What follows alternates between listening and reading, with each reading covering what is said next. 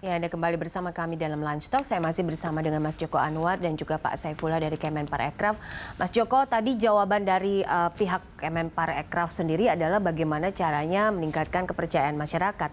Tapi problemnya di sini adalah bagaimana industri film ini bisa bertahan. Sebenarnya bagaimana kondisi teman-teman saat ini? Bagaimana mereka bertahan hidup? Karena kan kita tahu bahwa industri ini sangat lekat dengan kreativitas dan setiap hari harus berkreasi. Tentunya di sepanjang tahun 2020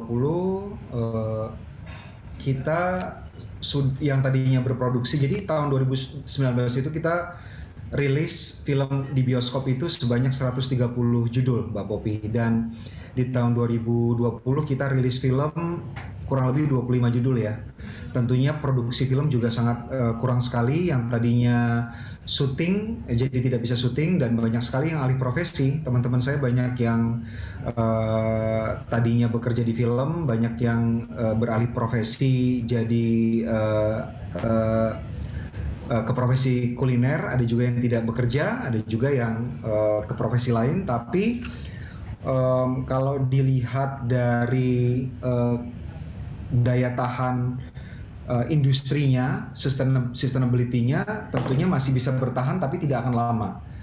Jadi kalaupun kita masih bisa bertahan, tentunya butuh perhatian yang sangat cepat ya dari pemerintah, dan alhamdulillah ini kali pertama kita bisa berkoordinasi dengan sangat baik dengan pemerintah. Beberapa kali kita sudah bertemu, kita juga sudah bertemu dengan Kemenparekraf termasuk Pak Saiful, dan untuk sementara ini responnya sangat cepat, koordinasi juga cepat.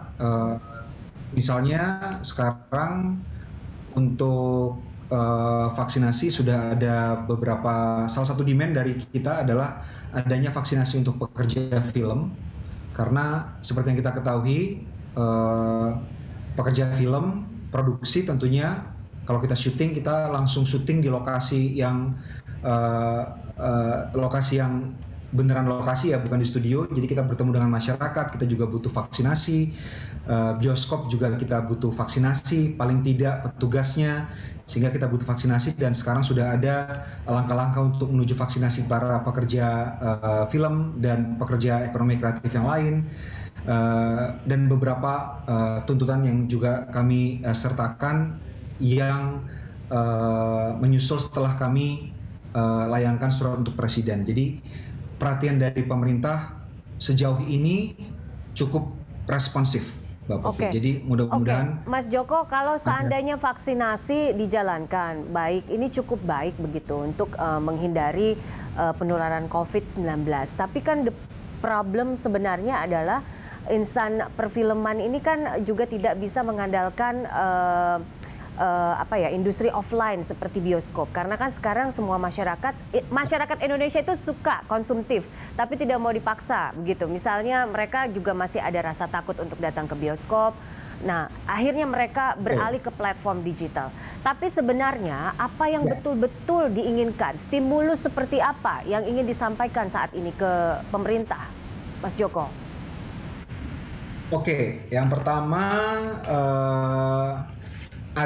kita butuh adanya campaign seperti kata Pak Saiful tadi, bahwa bioskop di beberapa daerah sudah buka walaupun ada pembatasan kapasitas 50% sekarang. Ada stigma negatif terhadap bioskop. Beberapa daerah tempat-tempat publik bisa dibuka seperti tempat makan, tempat rekreasi sudah boleh buka, tapi bioskop tidak boleh dibuka. Ini tentunya membuat orang melihat, oh bioskop tidak boleh dibuka ya, berarti tempat menonton bioskop lebih berbahaya ketimbang tempat makan, tempat rekreasi lain gitu. Ini tentunya butuh partisipasi dari pemerintah daerah agar bioskop dibuka di daerah-daerah lain yang belum dibuka. Satu itu. Dan kita butuh partisipasi dari Kementerian Kesehatan untuk menyatakan bahwa menonton film di bioskop itu relatif aman, kalau kita mengikuti protokol kesehatan, karena memang faktanya secara saintifik tidak ada klaster penyebaran COVID-19 dari bioskop. Bahkan di beberapa negara bioskop itu tidak pernah ditutup sepanjang pandemi, contohnya di Korea Selatan, karena pada dasarnya menonton di bioskop itu aman karena sifatnya kita tidak berhadapan, Mbak Popi, nonton di bioskop, dan kita tidak berbicara, kita menghadap ke layar, kita tidak berbicara, tidak saling berhadapan, dan tidak membuka masker. Jadi itu aman, dan sekarang bioskop juga dilengkapi dengan sistem penyaringan udara yang canggih, termasuk HEPA filter seperti di pesawat udara, dan beberapa studio juga dilengkapi dengan UV lighting untuk disinfektan, sehingga sangat-sangat aman. Satu itu. Yang kedua, kita juga membutuhkan pemulihan industri film Indonesia lewat dana pemulihan ekonomi nasional atau PEN. Mekanismenya sedang kita ajukan sekarang. Beberapa mekanisme yang kita sekarang ajukan ke pemerintah adalah subsidi untuk film-film yang dirilis di bioskop.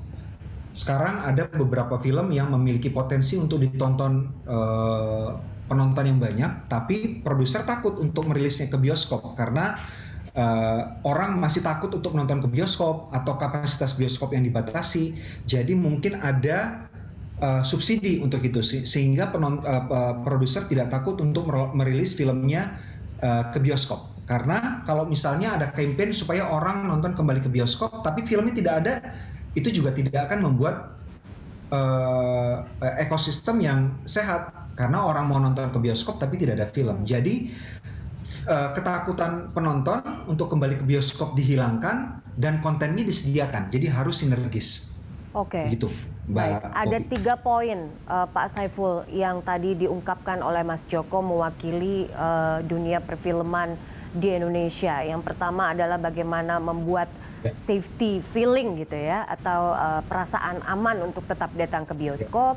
Kemudian ada pernyataan dari Kementerian Kesehatan yang juga bisa mungkin mulai di campaign begitu bahwa nonton bioskop itu relatif aman jika dengan menggunakan protokol kesehatan. Dan yang ketiga, stimulus dari dana pemulihan ekonomi nasional. Apakah mungkin dilakukan oleh pemerintah saat ini? Pertama, tadi sebenarnya bukan 3 tapi 2. Yang pertama sudah saya sampaikan bagaimana mengkampanye bioskop aman. Salah satunya dengan pernyataan dari Kemenkes dan juga Badan Nasional Penanggulangan Dana terkait dengan pandemi ini atau Satgas COVID. Nah, itu membuat dari sisi demand side bahwa bioskop itu aman sehingga orang atau masyarakat bisa menonton, balik ke bioskop untuk menonton. Yang kedua adalah di supply side. Cuma datang ke bioskop kalau filmnya nggak ada seperti yang Mas Joko sampaikan. Nah, ini kita lagi ngobrol dengan teman-teman, dengan termasuk Mas Joko sendiri, bagaimana membuat menghadirkan konten-konten bagus ke bioskop sehingga membuat attract penonton untuk hadir karena kontennya bagus. Nah, problemnya adalah bagaimana menghadirkan film itu dikala ini penontonnya masih belum stabil nih, masih rendah. Nah, supaya produser juga nggak rugi. Nah, ini yang kita lagi cari bagaimana mensubsidi melakukan intervensi dari pemerintah supaya tidak merugikan produser, at the same time masyarakat mendapatkan suguhan konten yang menarik. Ini, nah makanya ini lagi diskusi terus sama teman-teman di industri film, termasuk Mas Joko. Mudah-mudahan dalam waktu dekat kita sudah bisa merumuskan bagaimana skemanya tadi. Karena awalnya tadinya kita akan masuk di harga tiket, rupanya di tiket itu juga pertama orang masih takut walaupun sudah diturunkan. Yang kedua, ketika kita bikin harga tiketnya lebih murah lagi, apresiasi penonton terhadap karya kreatif itu menurun. Karena mereka dipaksa karena harganya murah. Jadi ketika nanti udah kondisi normal, belum tentu mereka mau bayar dengan harga yang normal. Jadi masih menganggap, oh mahal banget gitu. Jadi kita nggak akan masuk ke sana. Oke, baik. Nanti kita akan lanjutkan lagi pemirsa perbincangan kami di segmen selanjutnya. Tetaplah bersama Lunch Talk.